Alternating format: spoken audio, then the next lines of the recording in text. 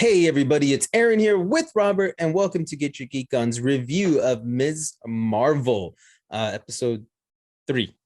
Correct. We are on Yeah. the we are on the third episode. We're halfway through. This is a 6 episode series. I think we had some question on that in the last episode. I looked it up. We got 6 episodes. Okay. So we're halfway through. We are going to be talking spoilers. So if you haven't caught the episode yet, make sure and go and do that. But let's talk about it. I think we've both been enjoying the first couple episodes of the series so far. So Aaron, how'd you feel about episode 3? I actually really enjoyed it. I think we got a lot more of the culture, which I was kind of happy to see that. To be honest, I am not very familiar with the culture or the religious beliefs and all that. So seeing some of it in here actually made me a little happy because I don't know it. I'm like, cool, I get to learn a little bit about how they are. It's like, Yeah. I didn't know that's how they're extravagant their weddings are, first of all. And I wonder if that's like true. Like, I want to go see one and be like, is it really that extravagant? Because like I know in the Jewish culture, when a man hits manhood, essentially, was it 13, 14? I can't remember the exact the bar age. mitzvah. Yeah, that's a big old thing that goes on, almost like a sweet 16 for girls. It's just so cool to see that. Quinceañera. We're in South Texas here, so we got to talk about quinceañeras. Yeah. So it's just so cool. I mean, and I've been at to some weddings, and some of them are very like downplayed. Some of them have like some more fun. My brother's was in Bahamas, y'all's was up north a little bit of us. So I mean, they've all been different though, and I'm just like, this is very much a cultural one now, and I've never seen that. Yeah, it felt like a very traditional wedding. Like a completely different, but I got vibes like my Big Fat Greek Wedding, which I've been to a Big Fat Greek Wedding, and that is totally. I was like, I feel like I'm in this movie right now. That's awesome. And so I'm sure that there's small subdued weddings in Pakistani and Muslim culture, but I'm sure there's also big extravagant ones, and there's big traditions and things. One of the things that I really enjoyed is because, like you, I'm unfamiliar with a lot of these traditions, and so like the asking them 3 times that about was like interesting. I was like what, that's really cool, because it's like, and I'm sure, I have no idea, and I don't know what the reason for it is, but it almost feels like, it's like one time is for, is maybe for the witnesses, and one time is for, I'm saying this to God, and one time is for my partner, or something like that. That's what it felt like. I didn't do research, so I don't want to if that's not what it is, I apologize. But that's kind of what it felt like, is like we're reaffirming it several times. We're saying like, yes, this is what I want to do. And I'm reaffirming it for my partner. I'm reaffirming it for our witnesses. I'm reaffirming it, like all these things. And so that, I was like, that's really cool. And I like that there was a little bit of humor there, as they're kind of having fun with it. The wedding itself was, like the dance sequences, everything. It was so much fun. It was so much fun, except that I will say, I was having, like, after about 2 minutes of the wedding, as it kept going on, I just started getting anxiety, because I'm like, oh man, somebody's going to crash this wedding. Like, either the evil people or the Department of Damage Control, someone's going to come in and ruin this wedding. And I'm having so much fun, and so are all the other people, and I'm not okay with someone ruining this wedding. And so then when it happened, I was like, like, why? How dare you people ruin this wedding? This is so much fun. I will give you that, because I was like, okay, wait, 3, 2, nope, not yet. Okay, and, there it is. There's the villains coming in. There they are. And I mean, again, it was very played out in that one. But I want to lead up to it. Last episode we got Kamara meets I forgot the boy's name. Kamala, but I forgot the boy's name. Kamran, and we see that his mother's in the car. And it's like, we got to talk to you about something. And the episode opens up with his family essentially being really nice to him. Oh no, I'm sorry. We get the flashback first. Right. You're right. Yeah, we get to see 1942 India, British occupied, and this is before the partition, which is in 1947. That's when India and Pakistan became separate countries, and there was a lot of religious aspects to that, with Islam and Hinduism, kind of communities that had lived in peace before, that really ended up sorting kind of into these countries, and India became much more, like intolerant of Islamic people. Pakistan became very much, intolerant of Hinduism, and it kind of like self-sorted. But there was, right. I think like 2 million people either went missing or died during this period, and so it's a very dark period in our history that a lot of people don't have knowledge of. But this is about 5 years before then. And right. yeah, we see this character who's Kamran's mother, with Aisha, who is Kamala's great grandmother. So the speculation that this woman that we saw last week could have been her great grandmother, we kind of dispel with that right off the bat. But there's a group of like 6 or 7 of them, and they find this bangle that is very clearly on a Kree arm. So yeah, did you notice also the insignia when we kind of got the over the top shot of that temple? Did you see what was there? No, I didn't see that. I was too busy looking at the statue of the person to try to figure out if it was Kang or not. So there was imagery that we've seen since the very first MCU movie, 10 rings with swords in the middle. And it was, the temple had the 10 rings insignia in it. Now we don't know what that connection is or how it will get explored. Find out. But there is definitely something there. And, the 10 rings, we saw that movie and they had this, ancient power. Nobody knows where it's coming from, but it's sending a signal. Now we've got a bangle, another piece of jewelry that's kind of imbued with some sort of cosmic energy power, whatever. Is there a relation there? Here's my wonder, though, because like you said, it was a Kree arm. We knew it was Kree. Yes. Are we leading into a reboot of the Inhumans? Because the Inhumans were Kree experiments where Krees literally put part of their organs inside of humans to see what would happen. Yes. So I'm like, are we leading to that they are Kree?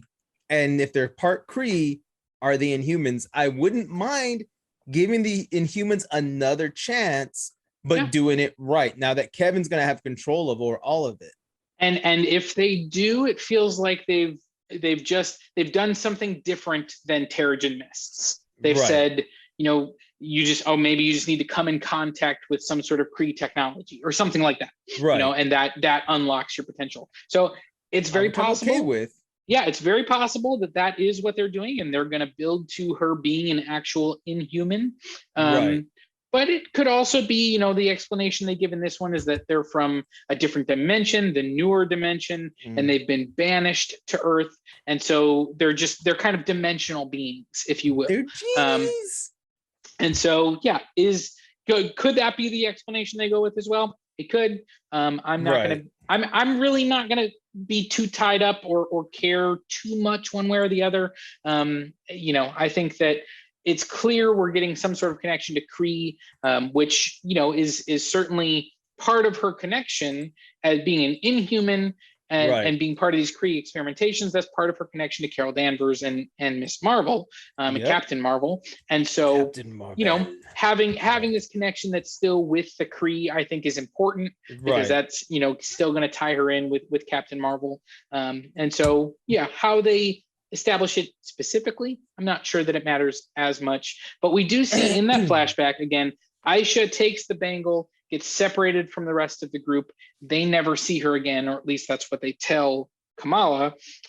Whether or not that's true, I don't know. That guys don't lie. Oh, well, that's good. That's good because 100% of that story is accurate, right? 100% guarantee. Yeah, I mean, I don't know if, did they betray Aisha right away and she just managed to escape?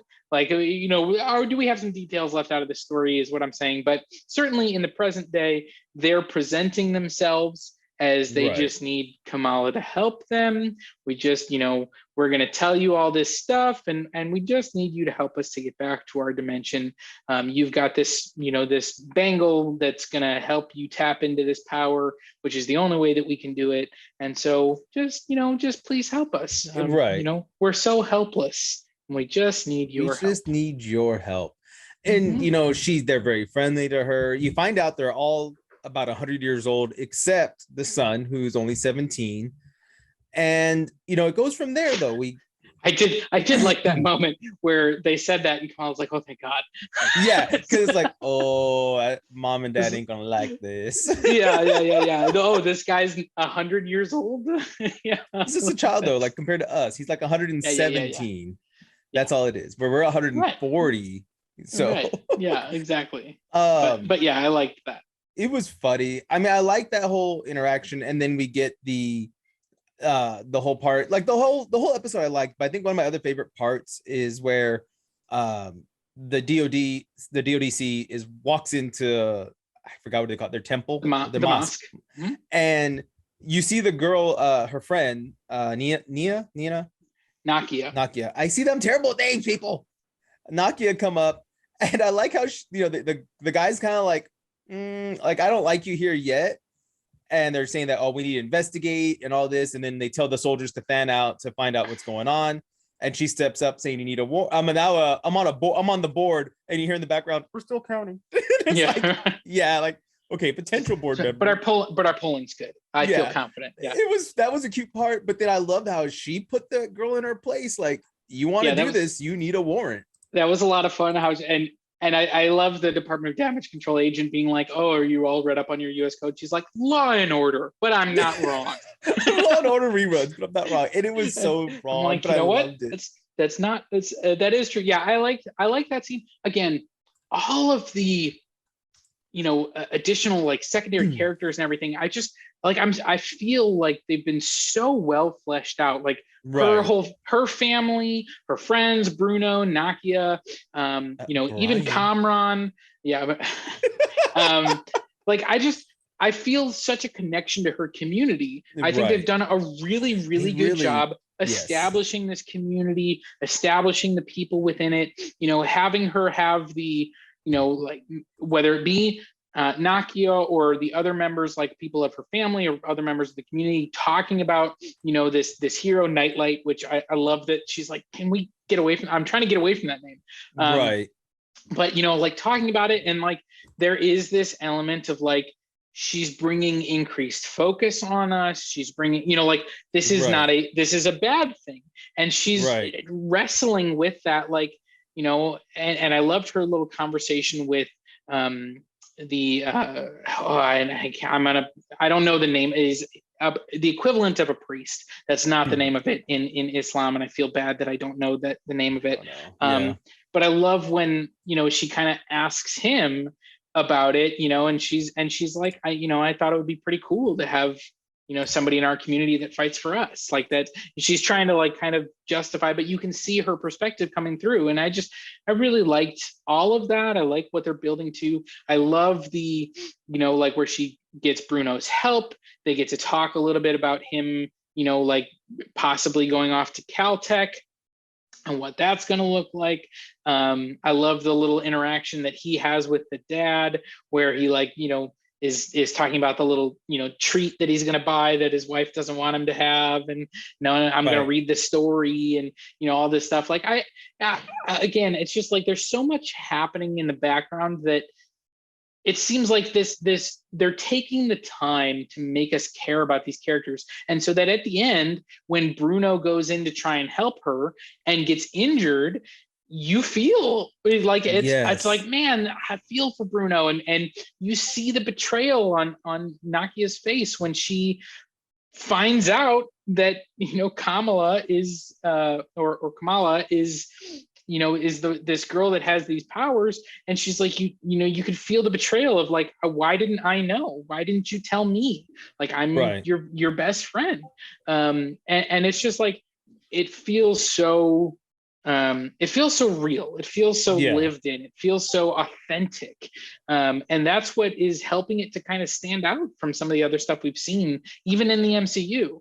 And so, yeah, I did have, a couple of nitpicks with this particular episode, like that group turning so quickly to, I'm not asking for help anymore, we're taking it, and crashing the wedding. Like that did feel a little bit quick. It felt like a pretty quick turn that I wasn't 100% on board with.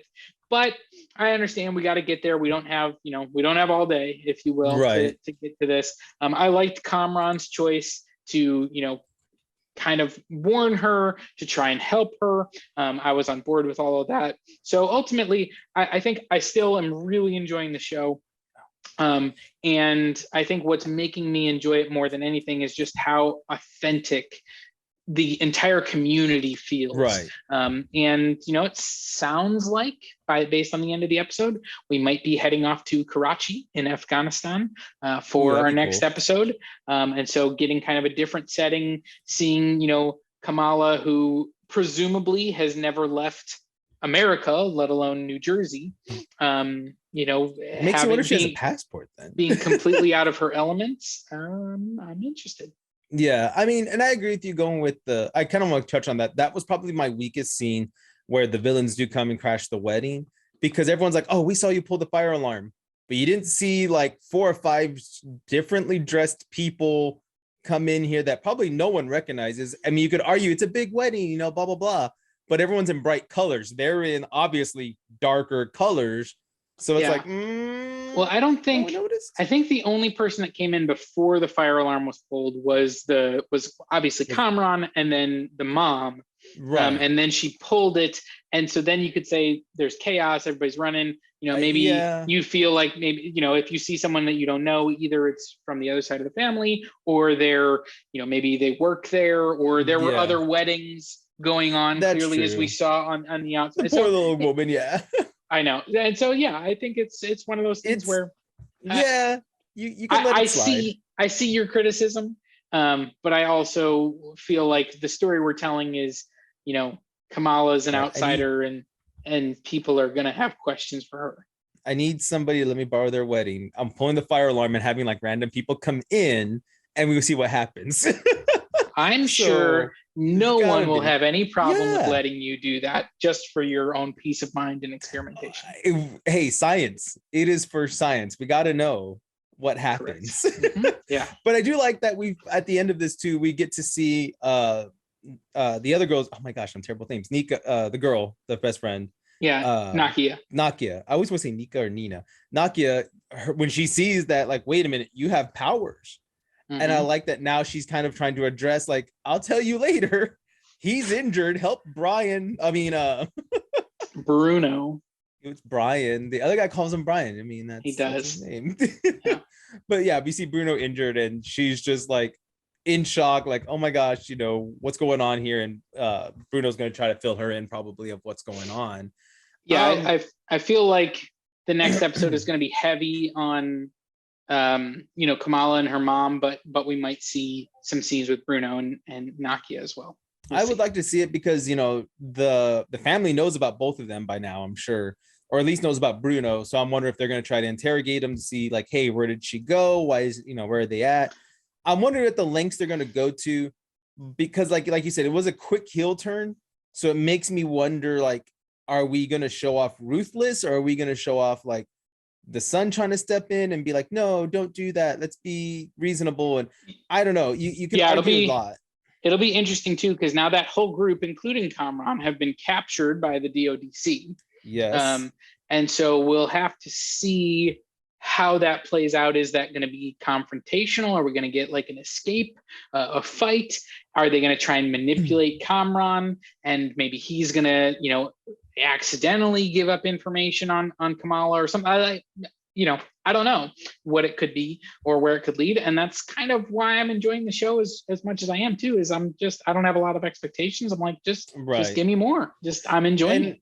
And it fits for this world. It fits for the characters. I'm wondering if we're going to get any other hero. I honestly would like to see a hero drop in a little bit, but at the same time, like I've said, I like that we're not having like a Spider-Man mentor always around, whether it's Mysterio or Iron Man or somebody. It's literally this young woman who's like, I don't know what I'm doing. I'm going to take the best choice that my little 16-year-old brain can come up with, and I'm going to run with it. Especially when we get the end where the mom's like, what's wrong? You can talk to us. You can tell us. And she says, no, I can't. And she doesn't tell them.